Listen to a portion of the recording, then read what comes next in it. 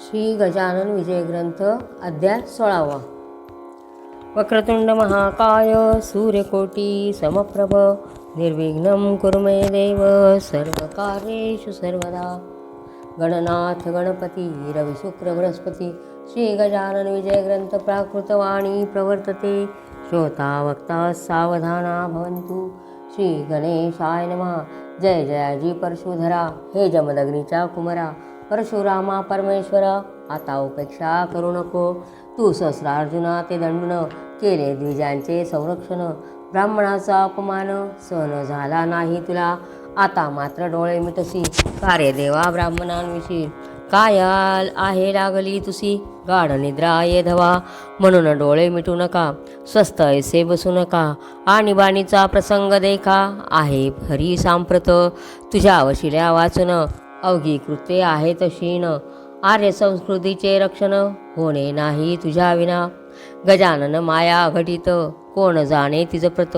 महाराज एक भक्त पुंडलिक नामे मुंडगावी. तर आता हे दासगणू आहेत ते परशुरामाची स्तुती करतायत आणि सांगतायत की परशुरामा तू सहस्रार्जुनाला शिक्षा केली म्हणे. का बरं? तर ते ब्राह्मणाचा त्यांनी अपमान केला होता. त्यांची गाय त्यांनी ओढून नेली होती. सहस्रभाऊ अर्जुन त्यांनी ओढून नेली होती. तेव्हा त्याचासुद्धा परशुरामांनी त्याला शिक्षा केली होती. आणि आता तू का म्हणे सगळं ब्राह्मणांविषयी तुला एवढा द्वेष का आलेला आहे म्हणे. तर आता तू का झोपला आहेस असं हे परशुरामांना सांगतायत. आता बसू नका म्हणे शांत. हा प्रसंग आणीबाणीचा आहे आणि तुझ्याशिवाय दुसरं कोणीच नाही. आर्य संस्कृतीचं जे रक्षण आहे ते तुझ्याशिवाय कोणीच करू शकत नाही म्हणे. असं त्यांनी परशुरामांची स्तुती केलेली आहे. गजानन माया घटित कोण जाणे तिज प्रत. महाराजांचा एक भक्त पुंडलिक नामे मुंडगावी. तर पुंडलिक नावाचा मुंडगावाला एक भक्त राहत होता महाराजांचा. हा शेगावची करी वारी समर्थांविषयी प्रेम भारी. हमेशा त्यांचे चिंतन करी एकाग्रशा मनाने. त्याच गावी भागाबाई एक ठाकरेण होती पाही. निष्ठा तिची एक्याही ठिकाणासी बसत नसे.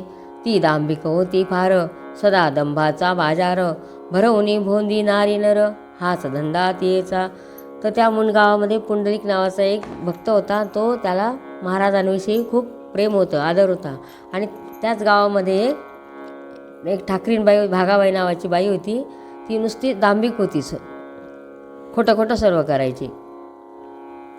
ती बोलली पुंडलिकाला तुझा जन्म वाया गेला. का की तू नाही केला सद्गुरु तो आपणा ते. गजाननाच्या वाऱ्या करिसी सद्गुरु त्याला मानिसी. परी त्याने सांग तुसी मंत्र काणी कथिला का. तर ती महाराजांची निंदा करायची आणि ती महाराजांविषयी बोलायची. त्याला त्या पुंडलिकाला सांगायची की तू गजानन महाराजांच्या वाऱ्या करतो, शेगावला जातो, पण तुला त्यांनी कानात काही मंत्र सांगितला का म्हणे, गुरुमंत्र काही सांगितला का असं ती त्याला सांगायची. अरे विधी वाचून गुरु न होत कधी जाण. शेगावाचा गजानन वेडा पिसा साच असे. तुझा ताप झाला बरा म्हणून तू मानिसी त्याला. या काकय ताली न्यायाला बळी पुंडलिका पडू नको. गिन गिन गिना ते हे भजन पिशा परी आचरण. कोणाचे न खाई जाण ऐसा कोणाचेही खाई जाण. ऐसा मुळी भ्रष्ट तू. म्हणे ते नुसतं भजन करतात आणि पिशाप्रमाणे आचरण करतात, ते का गुरु आहेत का असं ती सांगू लागली त्या पुंडलिकाला. म्हणून तुला सांगते चला अंजन गावाते. केजाजीच्या शिष्या ते आपण दोघे गुरु करू. उद्या त्याचे कीर्तन अंजन गावी असे जाण. ते ऐकावया कारण उठून जाऊ प्रातःकाळी. ते केजाजीचा शिष्य त्याचं कीर्तन आहे, आपण ते ऐकायला जाऊ म्हणे शेगावला. उद्या त्यांचे कीर्तन अंजन गावी असे जाण. ते ऐकावया कारण उठून जाऊ प्रातःकाळी. अंजन गावाला जाऊ म्हणे आपण. गुरु असावा महाज्ञानी चातुर शास्त्र चिंतामणी. गुरु असावा परमगुणी भक्तिपंथा ते दाविता. यातील लक्षण एकही गजाननाच्या नसे ठाई. म्हणून वेळ न करी काही चाल अंजन गावाते. तर ती हे करत होती, निंदा करत होती महाराजांची. तो भोकरे पुंडलिक होता भमनाचा भाविक. भागीच्या भाषणे देख चित्त त्याचे घोटाळले. त्याने ऐसा विचार केला उदयिक अंजन गावाला. जाऊ कीर्तन ऐकण्याला पुढचा विचार पुढे करू. ऐसा विचार करून भागीसी बोलीला जाण. अंजन गावा लागून चाल येतो तुझ्या सेवे. तर मग तिने त्याच्या मनात भरवलं, पण शेवटी त्याला असं वाटलं जाऊ आपण ऐकू काय म्हणते ही. त्या भागाबाईचं बोलणं ऐकलं आणि अंजनगावला जायला तयार झाला. दोघांचा विचार झाला. पुंडलिक रात्री स्वस्थ निजला. तो 3 प्रहर रात्रीला. काय घडले ते ऐका. पुंडलिकाच्या समोर एक पुरुष दिगंबर उभा राहिला साचार. थेट समर्थांच्या परी पुरुष म्हणे रे पुंडलिका, अंजन गावासी जातोस का? गुरु कराया ते निका. त्या भागीच्या सल्ल्याने जातोस तरी जावे त्वरित. त्याचे नाव काशीनाथ, तेथे जाता फिटेले भ्रांत. तुझी वेड्या निश्चय. तर त्याला त्या झोपलेल्या असताना त्या पुंडलिकाला स्वप्न पडलं की एक हे आलेलं आहे. त्याच्या पुढे एक महाराजांसारखाच दिगंबर अवस्थेत एक पुरुष उभा आहे. तो सांगतो म्हणे त्या भागाबाईच्या ऐकून, तू जातोय का अंजनगावला? जा म्हणे, बघ म्हणे काय घडतं ते. तू तिथे गेल्यावर तुझी भ्रांती फिटेल म्हणे.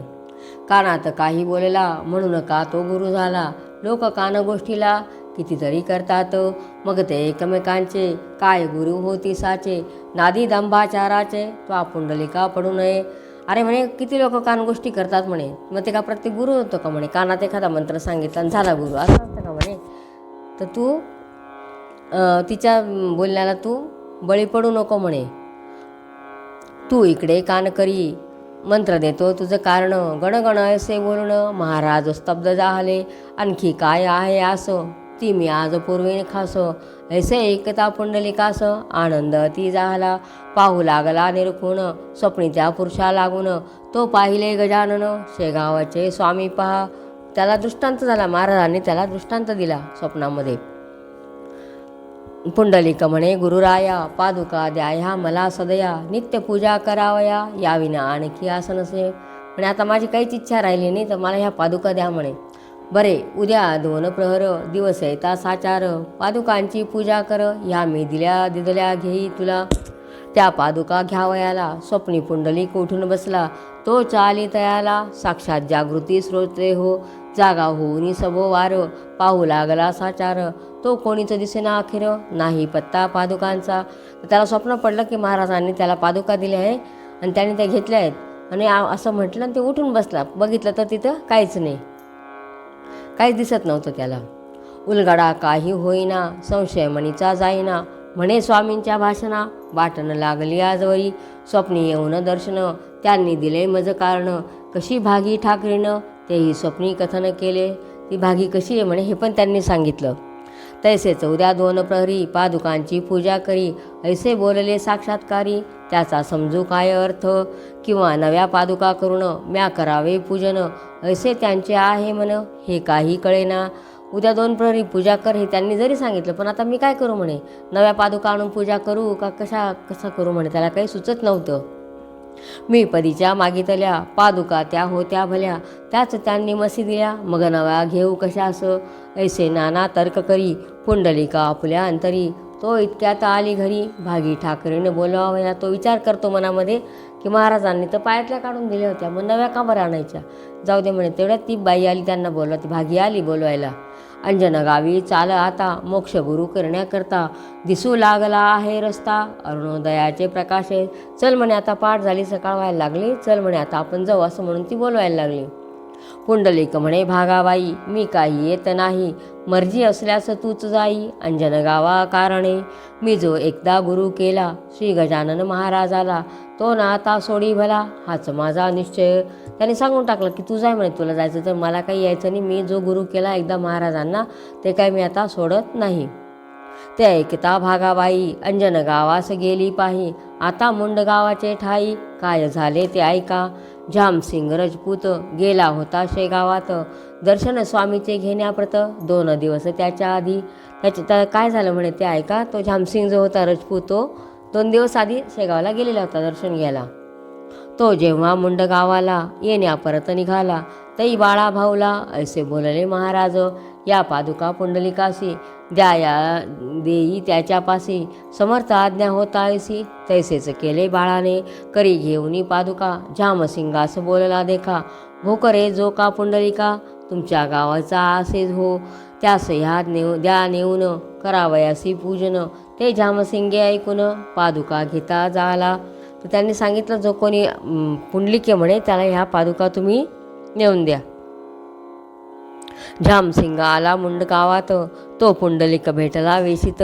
पुसू लागला त्याप्रत कुशल वृत्त समर्थांचे. झामसिंग आला मुंडगावामध्ये आणि त्याने त्या पादुका पुंडलिकाला दिल्या आणि विचारायला लागला तो, प्रसाद मला द्यावयासी, काही दिला का तुम्हापासी. हे ऐकता झामसिंगासी आश्चर्य वाटले. तर त्या झामसिंगाला सुद्धा आश्चर्य वाटलं की हा कसं काय विचारतो, मला काही प्रसाद दिलाय का महाराजांनी असं. सवय घेऊन पुंडलिकाला झामसिंग घेऊन घरी गेला. खोदून विचारू लागला, तू ऐसे का विचारले.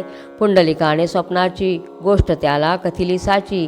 ते ऐकता झामसिंगाची भ्रांती नष्ट झाली हो. मग त्या पुंडलिकाने स्वप्नात जे काय घडलं ते सर्व त्या झामसिंगाला सांगितलं आणि ते ऐकून त्याला सुद्धा आश्चर्य वाटतं त्या झामसिंगाला. लगेच पादुका काढिल्या पुंडलिकाच्या हाती दिल्या. त्याच अजून आहेत भल्या मुंडगावात त्याच्या घरी. तर त्या पादुका अजूनसुद्धा मुंडगावामध्ये पुंडलिकाच्या घरी आहेत म्हणे. 2 प्रहरी पूजन पुंडलिकाने केले जाण, मनोभावे करून त्या प्रसादी पादुकांचे. अशा प्रकारे त्यांनी 2 प्रहरी त्या पादुकांचे पूजन केले. पहा श्रोते खरे संत, सांभाळी आपुले भक्त. आडमार्गाने किंचित जाऊ न देती तयाला. निजभक्तांचे मनोरथ समर्थ कैसे पुरवितात, ते येईल ध्यानात या कथे ते ऐकता. एक वाजसनीय ब्राह्मण कवर राजा राम म्हणून, होता धंदा करून अकोल्यात सराफीचा. तर एक वाजसनीय ब्राह्मण होता, त्याचं नाव कवर होतं, कवर राजाराम. तर तो सराफीचा धंदा अकोल्यामध्ये करायचा. सोने चांदी भुसार देणे घेणे साचार, मध्यम प्रतीचा सावकार हा राजा राम कवर असे. तर तो सोन्या चांदीचा भुसार हे करायचा, धंदा करायचा. या राजा रामाप्रती महाराजांची होती भक्ती, म्हणून त्याची संतती मानू लागली समर्था. या कवरा कारण 2 पुत्र होते जाण, गोपाळ त्र्यंबक म्हणून लवांकुशासारखे. तर त्या कवराला 2 मुलं होते, गोपाळ आणि त्र्यंबक लवांकुशासारखे. कनिष्ठ पुत्र त्र्यंबकाप्रती भाऊ व्यवहारी बोलती, तो हैदराबादे प्रती गेला डॉक्टरी शिकावया. लहानपणापासून भाऊस होते देवध्यान, म्हणजे त्र्यंबका लागून हे येथे विसरू नका. काही संकट पडल्यावरी तो समर्थांचा आठव करी, राहून त्या भागानगरी मुसा नदीच्या काठाला. एवच भाऊ भक्तिमान होता लहानपणापासून, त्याचे दैवत गजानन स्वामी शेगाव ग्रामीचे. तो भाऊचं महाराजांवर खूप श्रद्धा होती. तो सुटी माझी आला घरी, इच्छा उपजली अंतरी, जाऊन या शेगाव नगरी जेव घालावे महाराजा. तर त्या भाऊच्या मनात इच्छा झाली की महाराजांना शेगावला जाऊन जेव घालावं बा. पदार्थ त्यांच्या आवडीचे करून या सर्वसाचे, परी हे कैसे व्हावयाचे. हाच विचार पडला की आता कसं काय घडतं म्हणे हे. भाऊ म्हणे गुरुनाथा, काय तरी करू आता. मरून गेली माझी माता लहानपणीच दयाळा. घरी माझे नाही कोणी, एक बंधूची कामिनी, जिचे नाव आहे नानी स्वभाव तापट तेचा. त्याच्या मनात इच्छा झाली की महाराजांना भोजन घालावं, पण कसं होतोय, कारण त्याला आई नव्हती आणि त्याची जी वहिनी होती ती फार तापट स्वभावाची होती. माझ्या आहे ऐसे म्हणी, आपण करावी मेजवानी, आपुल्या आवडीचे करुणी पदार्थ सारे गुरुराया. भाकरी ती ज्वारीची, कांदा भाजी आंबाड्याची, ऊन पिठले हिरवी मिरची, ऐसे तयार करावे. तर तुम्हाला ज्वारीची भाकरी, कांदा आंबाड्याची भाजी, पिठले असं तुम्हाला जेवण द्यावं असं वाटतं म्हणे, पण काय करावं म्हणे. हे पदार्थ करण्याला सांगू कसा मी भावजईला, हट्ट करू करण्याला माता तेच स्थान असे. हट्ट पूर्ण करण्यासाठी आईकडेच मूल हट्ट करतं ना, आईच नाही म्हणे मला, पण आता काय करू, वहिनीला कसं सांगू. असा विचार करीत भाऊ राहिला निवांत. तो काही कामानिमित्त नानी आली ते ठाया. तेवढ्यात तो बसलेला होता, तेवढ्यात त्याची आई आली, त्याची भाऊजई आली. नानी धीराला बोलली, चिंता कशाची लागली, मुखश्री ती म्लान झाली, तुमची कशाने वेळी. तर ती त्याची भाऊजईच त्याच्याशी बोलू लागली. भाऊ वदे दीनवाणी, काय तुला सांगू वहिनी, माझे जे का आले म्हणी, विचारते वेळा. पूर्ण सत्य वाचून मनोरथ ना होती पूर्ण, म्हणून तुला सांगून काय करणे आहे गे. तर तुला काय सांगू म्हणे, माझ्या मनात काय विचार चालू आहेत ते म्हणे. नानी म्हणे त्यावर सांगून पहा एकवार, तू माझा धाकटा दीर, मशी पडदा ठेवू नये. ज्येष्ठ भ्राता पित्यापरी, तत्कांता माय खरी, मानिली पाहिजे साजरी, ते तुम्ही जाणत असा. अहो म्हणे दीराला विचारायला लागली की तुमच्या मनात जे काय असेल ते सांगा म्हणे. मोठा भाऊ म्हणजे वडिलांप्रमाणे असतो आणि त्याची पत्नी म्हणजे आईच म्हणे. तर मला सांगा म्हणे, मी तुमच्या आईसारखी आहे, असं ती धीराला सांगायला लागली. ते ऐकून भाऊ हसला. नानीप्रती बोलता झाला, नानी माझ्या मनाला आज ऐसे वाटते, गजाननाच्या आवडीचे सर्व पदार्थ करुणी साचे आहेत मला न्यावयाचे, त्यांना द्याया शेगावी. ते तू जरी करशील तरी तुलाही लागेल पुण्य आणि होईल काम माझे त्या योगे. तर बघ म्हणे, माझ्या मनात अशी इच्छा आहे महाराजांना जेवण करून द्यायचं, पण तू जे काय पदार्थ करून देशील म्हणे तर त्याच्याने तुलाही पुण्य लागेल म्हणे, माझंही काम होईल, असं ते सांगायला लागला. ते ऐकता बोले नानी धीराप्रती हास्यवदनी, यासाठीच का हो म्हणी संचिंत तुम्ही बैसलात, सांगा आहे काय करणे मजला स्पष्ट शब्दाने, काही ना आपल्या गेही ऊने कृपेने गजाननाच्या. तर म्हणे, तुमच्या मनात काय ते सांगा म्हणे, आपल्या घरामध्ये काहीच ऊन नाही म्हणे. मग भाऊने सर्व काही निवेदन केले तिला पाही, तीही लागली लवलाही आनंदाने स्वयंपाका. भाजी चून भाकर हिरव्या मिरच्या ओंजळ भरलं, ठेविल्या आणून समोर आपुल्या त्या धीराच्या. ती भाकरी 3 कांदे 3 हरभऱ्याचे चून जाण, लोणी ठेवले माखून प्रत्येक त्या भाकरीला. नानी म्हणे धीराला, जा आता शेगावाला, वेळ थोडं का राहिला आहे पहा गाडीस. अशा प्रकारे तिने स्वयंपाक केला सर्व आणि त्याप्रमाणे धीराबरोबर दिलं आणि सांगायला लागले की गाडीला ही जर गाडी गेली तर मग तुम्हाला पुढे गाडीची वेळ होऊन गेलेली म्हणे. ती गाडी चुकल्यावरी वाया जाईल तयारी, भोजनाच्या वेळेवरी गेला तरी उपयोग. ऐसे नानी बोलता भाऊ निघाला तत्वता, पुसून या पुल्यात आता येता झाला स्टेशनाशी. मग वडिलांची आज्ञा घेऊन तो निघाला, स्टेशनावर आला. तो गाडी 12ची निघून या गेली साची, तेने चित्तवृत्ती भाऊची होती झाली शोकाकुल. अति हिरमोड त्याचा झाला, पाणी आले लोचनाला, म्हणे महाराज का हो केला अवैर माझा ये काळी. आणि तो बिचारा आला, तेवढ्यात गाडी निघून गेली. स्टेशनावर आला तर गाडी निघून गेलेली होती. मी मुळीच हीन दिन, कोठून घडावे मला पुण्य, आम्हा कावळ्यां कारण लाभ केवी माणसाचा.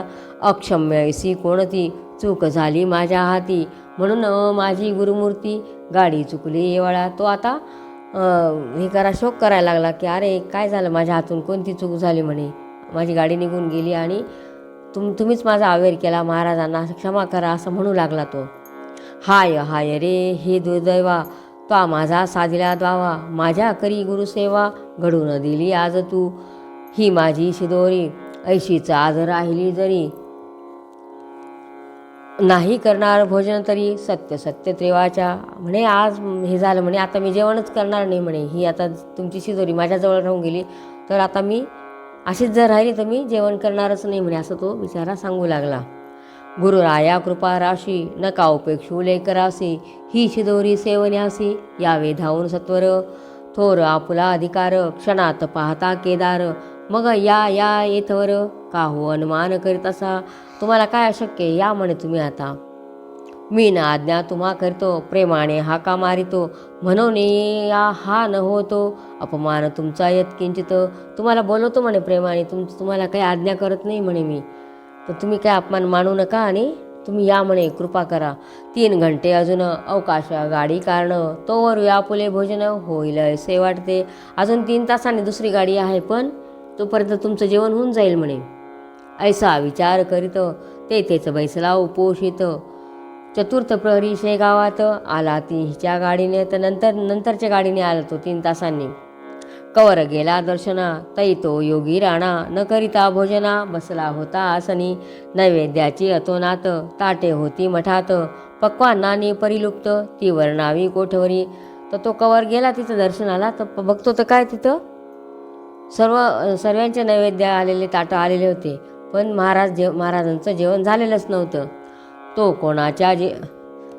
कोणाच्या जिलब्या घीवर, कोणाचा तो मोतीचूर, कोणाची ती नुसती खीर, श्रीखंड पुऱ्या कोणाच्या. परी त्या नैवेद्याला महाराजांनी नास्पर्श केला, वरच्यावरी ताटाला बाळा आणून ठेवी पुढे. आणि म्हणे हे करा ग्रहण, गेला 1 वाजून, आपुले न झाल्या जेवण, प्रसाद भक्ता मिळतो कसा. त्याची ते वाट पाहती करण्या आपणा विनंती, त्यांची नसे होत छाती, म्हणून मी बोललो. तै महाराज थांबती म्हणती थांब जरा, आग्रह नको करू सखरा, भोजन आज 4थी प्रहरा. माझे होणार आहे रे. तर तो आणून ठेवायचा नैवेद्य. तर ते महाराज म्हणायचे, अरे आज माझं भोजन आहे ते 4थ्या प्रहरात होणार आहे म्हण नैवेद्य, मला काही आग्रह करू नका असे महाराज सांगायला लागले. मर्जी असल्यास थांबावे, ना तरी खुशाला जेवावे, नैवेद्य घेऊन घरा जावे, परवा नाही त्याची मला. तर तो सांगायला लागले, ज्यांना कोणाला घाई असेल त्यांनी नैवेद्य घेऊन घरी जा म्हणे, तुम्हाला इच्छा असेल तर थांबा नाही तर जा म्हणे. ऐसा प्रकार तेथे झाला. तो इतक्यात भाऊ आला, समर्थ पाहता आनंदला, भाऊ आपुल्या मानसी. तेवढ्यात तो भाऊ आला धावपळ करत नैवेद्य घेऊन. दुरावलेली माये जेवी, बाळके दृष्टी पाहावी, झाली असे पाहतेवी, भाऊ कवरा कारणे. ते भाऊला जसं एखादे बाळाला त्याची आई भेटत नाही त्याप्रमाणे ती आणि आई दिसली तर ते कसं धावत जातो, त्याप्रमाणे महाराजांना बघून भाऊचं झालं तसं. समर्थांसी नमस्कार, केला साष्टांग साचार, उभा राहिला जोडोनी कर, वाट पाहता आज्ञेची, त्या भाऊस पाहून समर्थ केले हास्यवदन, बरेच दिले आमंत्रण, ही का वेळ जेवणाची. महाराज त्याला हसून बोलायला लागले, अरे ही का जेवायची वेळ झाली का म्हणे, तू तुझा भाकेत गुंतलो, मी उपोषित राहिलो, नाही अजून जेवलो, आण तुझी शिदोरी. ऐसे महाराज बोलता, हर्षला से कवर चित्ता, म्हणे काय करू गुरुनाथा, गाडी चुकली बाराची. काय करू म्हणे, महाराज बाराची गाडी चुकून गेली. कवरास म्हणे बाळा भाऊ, आता नको दुःखित हो, काय आणले ते आहेस पाहू, समर्थांशी जेवाया. म्हणे आता काही दुःख करू नको, चल आण म्हणे, काय आणलेले ते मला दे पटकन जेवायला म्हणे. ऐसे ऐकता सत्वरी, कांदे भाजी भाकरी, कवराने ठेवल्या समोरी, स्वामी गजाननाच्या, त्यातील भाकरी दोन, समर्थ केल्या भक्षण, एकीचा तो प्रसाद म्हणून, अवघा भक्ता वाटिला, तो प्रकार पाहता आश्चर्य झाले समजता, कळली स्वामींची योग्यता, खरेच भक्त वत्सलते. बाकीच्यांना खरंच मग आश्चर्य वाटलं की काय व महाराजांचं सर्व कळालेलं होतं महाराजांना. असो जेवी हस्तिनापुरात, भगवंताने ठेविला हेत, सोडून पक्वांना प्रत, विदुराच्या हुलग्यावरी, तैसच येथे आज झाले, आमुचे पक्वान नाही रुचले, भाकरीवरी गुंतले, चित्त कवराच्या स्वामींचे. जसं हस्तिनापुरामध्ये भगवंतांनी दुर्योधनाचे पक्वान्न सोडून दिले आणि विदुराच्या कन्या भक्षण केल्या, त्याप्रमाणे असं झालं म्हणे. इथं गजानन महाराजांनी कवराचे हे प्रसाद म्हणजे आमच्या पक्वान्न सोडून दिले आणि याची भाऊची भाजी भाकरीच त्यांना आवडली म्हणे.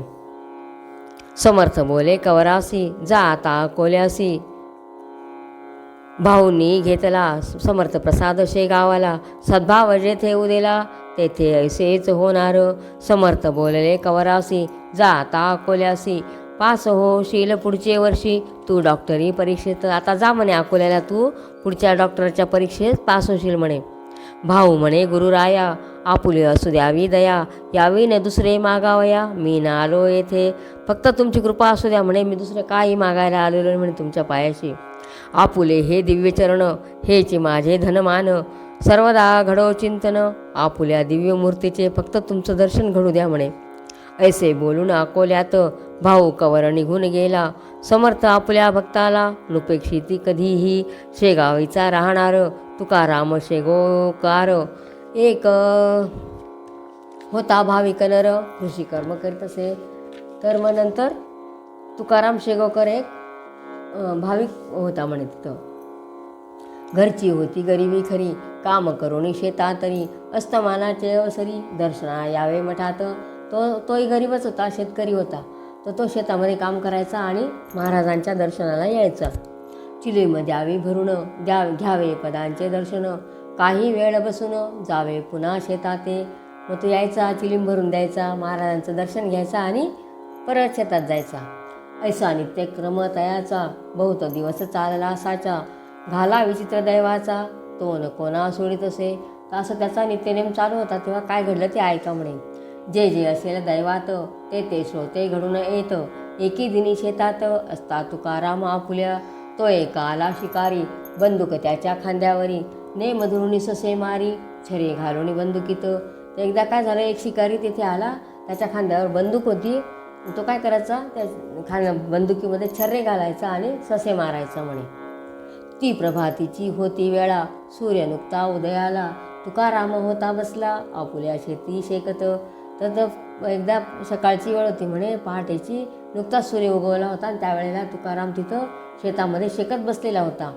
तो त्याच्या मागे कुपाटीला एक होता बसलेला. ससा शुभ्र तोची पडला शिकाऱ्याच्या दृष्टीत. त्याच्या मागे जी वडांग केलेली कुपाटी केलेली होती तिथं एक ससा बसलेला होता. तो त्या शिकाऱ्याला दिसला. त्याची शिकार करण्याभली शिकाऱ्याने आपली नेम धरवणी झाडिली खांद्यावरील बंदूक. तो ससा दिसल्यावर त्या शिकाऱ्याने नेम धरून बंदुकीतली त्याला तो छऱ्या मारला त्याने. त्या योगे ससा मेला एक छरा लागला त्या तुकाराम माळ्याला कानामागे अवचित. तो ससाही मेला आणि एक छरा जो होता तो दुसरा छऱ्या त्या याला लागला त्या तुकाराम माळ्याच्या कानामागे. छरा मोठा जोरदार मस्तकी शिरला अखेर. थकले अवघे डॉक्टर प्रयोग करून त्याच्यावरी तो छर्रा जो होता तो त्याच्या डायरेक्ट मस्तकात घुसला. सगळे डॉक्टर त्याचा काढण्याचा प्रयत्न करून थकले. काही केल्या निघेना छर्रा तो डॉक्टरांना होऊ लागल्या यातना तुकारामासी अतिशय. काही केल्या निघेना छर्रा तो डॉक्टरांना होऊ लागल्या यातना तुकारामासी अतिशय. काही करून त्या डॉक्टरांकडनं तो छर्रा काही निघत नव्हता. ह्या बिचाऱ्या तुकारामाला खूप त्रास होत होता. मस्तक दुखे अहोरात्र निद्रा न लागे किंचित. नवस साय असे केले बहुत परी गुण येईना. त्याचं खूप सारखं डोकं दुखायचं आणि रात्री त्याला झोप येत नव्हती. त्यांनी पुष्कळ देवधर्म केला नवस साय पण काही गुण येत नव्हता. ऐशा ही अवस्थेत यावे त्याने मठात तो समर्थांचा एक भक्त ऐसे बोलला त्याला. तर तो तशाही परिस्थितीत तो यायचा महाराजांची सेवा करायचा आणि तिथं बसायचं. एक भक्त त्यांना बोलला त्या तुकारामाला, डॉक्टर वैद्य सोडा आता साधूची या सेवे परता नाही उपाय कोणता उत्तम या जगामध्ये. जाऊ द्या म्हणे डॉक्टर वैद्य सगळं सोडून द्या आणि आता ह्या स्वामींना तुम्ही शरण जा म्हणे गजानन महाराजांना. कृपा त्यांची झाल्यास चुकेला हा तुझा त्रास झाडीत जा आसपास या मठाच्या नित्य तू. तर आता तुम्ही इथं सेवा करत जा म्हणे. इथं आसपास सगळं झाडू मारत जा म्हणे तुम्ही. तेव्हा सेवा ही घडेल पुण्य तेही लादेल कृपा झाल्या होशील त्रासापासून मोकळा. तर ते महाराजांची कृपा झाली तर तुला हा त्रास निघून जाईल म्हणे. मात्र आपुल्या पित्यापरी दांभिकतेने हे न करी शुद्ध भाव अंतरी सर्व काळ धरावा. ते तुकारामासी मानवले झाडणे त्याने सुरू केले अवघ्या मठास ठेविले स्वच्छ त्याने आरशा परी. त्यांनी मग रोज यायचं झाडझूड करायची आवरायचं आणि मठ एकदम स्वच्छ ठेवायचा. ऐशी 14 वर्षे झाली तुकारामाची सेवा भली तई गोष्ट घडून आली ऐशा रीती शोते हो. 14 वर्ष त्यांनी अशी सेवा केली. मग काय घडलं ते ऐका म्हणे. झाडता कानातून छरा पडला गळून जैसी काकी भोकरातून दाबिता सुटे आठोळी तैसे साचे येथे झाले छरा पडता थांबले दुखावयाचे मस्तक भले ऐसा प्रभाव सेवेचा. तर त्यांनी जी सेवा केली त्यावेळेला एक दिवशी काय झालं, झाडता तो छर्रा जो होता तो कानातून खाली पडला. जसं काही एखाद्या फळातून जी भोकरं असतात भोकरातली बी आपोआप निघून येते ती बाहेर त्याप्रमाणे तो छर्रा बाहेर पडला म्हणे. ही सेवा झाडण्याची अखेरपर्यंत केली साची प्रचिती विन कवनाची परमार्थीन निष्ठा दिसे. म्हणे जर अशी प्रचिती आली दृष्टांत झाला तर त्या परमार्थ करणाऱ्याला नक्कीच त्याची विश्वास बसतो म्हणे त्यांचा. असं हे घडलं म्हणे. सर्व छर्रा आपोआप निघाला तर ती विश्वास बसला म्हणे. ती एकदा बसल्यावर मग मात्र होते स्थिर संत सेवा महाथोर हे भाविक जाणते. मग ही जर निष्ठा बसली तर ते सर्वांना हे होतं म्हणे प्रात्यक्षिक घडतं म्हणे. स्वस्ती श्री दासगणविरचित हा श्री गजानन विजय नामे ग्रंथ तारक हो भाविका व्रत भव सिंधू माझारी शुभम भवतु शुभम भवतु श्री हरिहरार्पणमस्तु इति श्री गजानन विजय ग्रंथ षोडशोऽध्यायः समाप्त. श्री गजानन महाराज की जय.